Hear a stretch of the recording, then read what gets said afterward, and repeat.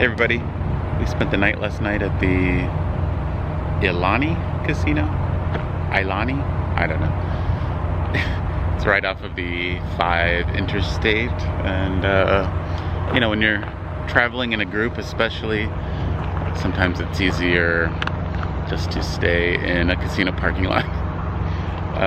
When I'm traveling solo, it's easy to, well, it's not always easy, but it's much easier to find yourself a little spot to tuck into. But this place was fine, although one truck over there ran it's not even a refrigerator truck, but it ran something all night long, but whatever. And today we are going to get back out on the road. I think we're going to travel about an hour and a half or maybe a little more to Riffe Lake, which is somewhere I haven't been before. And I wanted to show you, but today it's quite cloudy. Mount St. Helens there was a nice view of that last night at sunset, but of course I didn't take any pictures. But now it's covered in clouds. And I don't know, I'm getting got a little nervous feeling when I heard about the second earthquake in California, the even bigger one, because this is a very volcanic area and they've got lots of fault lines up here, and it's the risk you take to be in a beautiful place like this. But it's like we're going volcano hopping. We were at Mount Hood, and now we're at, I think it's Mount Adams and Mount St. Helens, and then after that we'll probably head around Mount Rainier. And as far as I know, they're all active volcanoes, so it's a little scary.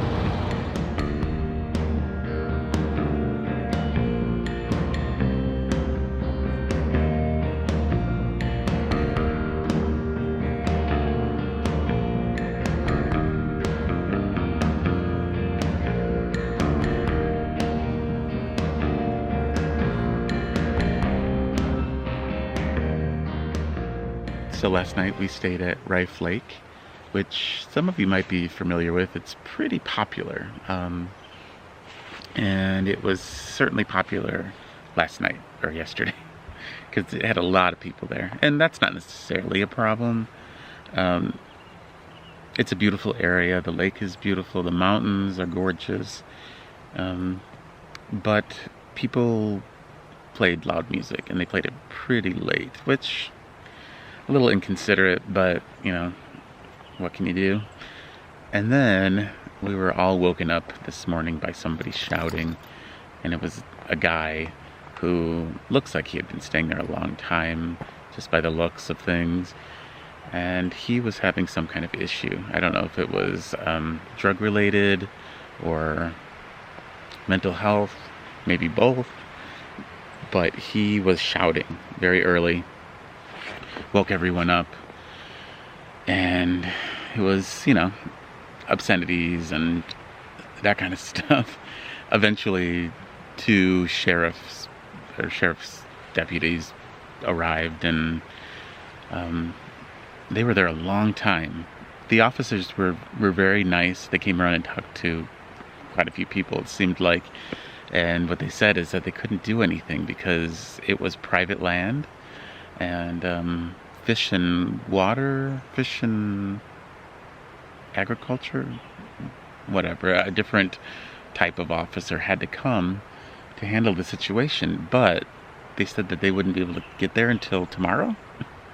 So it didn't seem safe. The man was he was taking off his clothes, he was picking up things and throwing them, and he had a giant piece of wood for a while in his hands, and he was twirling it, and it was very unusual behavior. But yeah, so a lot of people just left. We stayed a while because it seemed like for a while that the officers were going to escort him away, but it didn't happen. They ended up leaving. Oh, an eagle just went by. It wasn't a bald eagle. I think it was a golden eagle, but it was big. We decided it just wasn't safe. it's not worth it. It wasn't that beautiful. Hey everybody, we're back in the National Forest. The one with the name that I can't remember. Bronson Pinchot? No, that's the name of Cousin Belky from that show in the 80s. Perfect Strangers. It's the same forest that we stayed at or near with Mel in the campground. We're just in a different part of it now. And we are very close to, well, we're still pretty close to Mount St. Helens, but I think we're on the other side now. And we're very close to Mount Rainier. The national park, I think, is just behind us here. But anyway, this is a beautiful spot. This is a spot that Aja has stayed at before. It's just the end of a road in the national forest, and there's flowers everywhere, and there is a beautiful blue-green river at the bottom of this little hill we're walking down. Trying not to trip in my flip-flops. Yeah, gorgeous. The sun is coming out. It's been overcast and slightly rainy, so this is nice. And looks like you could swim in this river.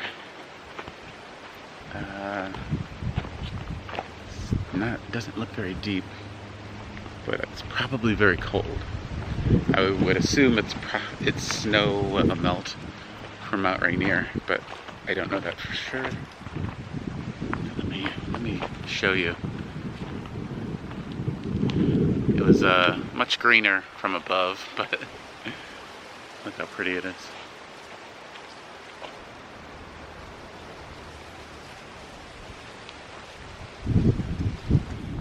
So I believe this is the Cowlitz River. I think Cowlitz comes from a native tribe from this area, because that casino that we stayed at, that was the Cowlitz tribe, I believe. Wow, yeah, it's pretty here. I could definitely see there being plenty of wildlife here. Should get my bear spray out. So we're parked up there. I have to say, I'm a little nervous about Dana and Steve coming down this tiny road. But I guess Aja, she knows better than I do about large rigs. And I think she was confident that they'd be okay. So I guess we'll see. So people keep coming down here and turning around.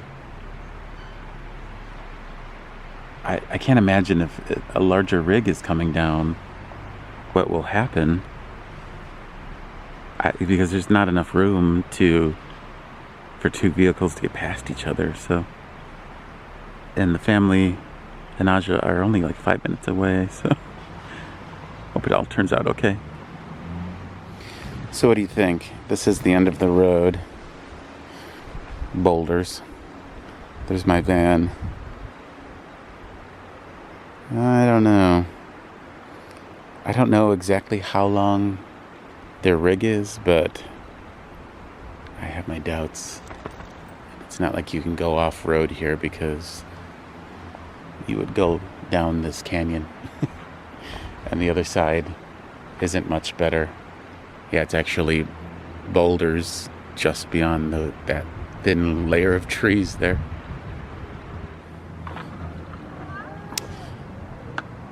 So they successfully turned their RV around up the road, and now they're backing in, which is probably the best option.